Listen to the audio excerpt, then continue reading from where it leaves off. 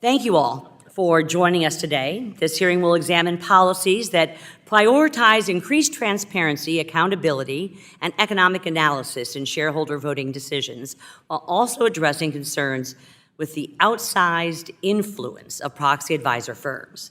I am greatly concerned with the Biden administration's continued efforts to force non-material environmental, social, and political issues on Americans' companies and investors.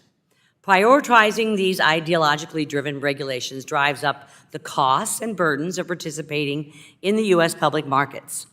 This, in turn, diminishes the appeal for private companies considering going public or remaining a public company. And fewer publicly traded companies means fewer investment opportunities for Main Street investors.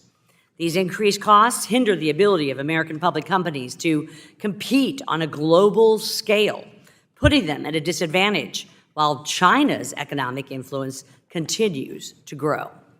What's even more concerning is that these policies end up burdening retail investors who rely on solid financial returns to save for retirement, purchase a home, or pay for their child's education.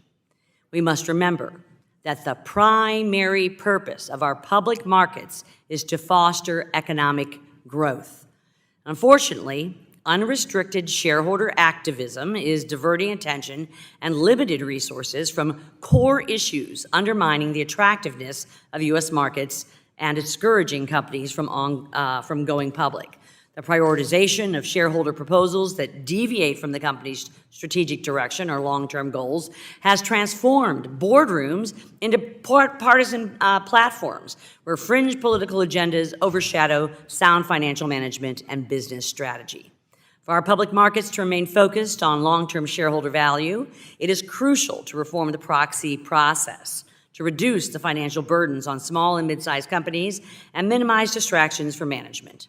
By ensuring that shareholders' proposals align with the company's interests and long-term goals, we will promote value creation for all shareholders. Today, we will also discuss the Biden administration's imposition of climate reporting and other requirements that place unnecessary burdens on companies, hindering their ability to grow and compete in a global economy. For example, the SEC's proposed 500-page climate disclosure rule would replace voluntary sustainability reports with mandatory disclosures, including detailed emissions data and climate risk management strategies. Congress has not granted the SEC the authority to create regulations that compel companies to disclose general information about ESG-related issues.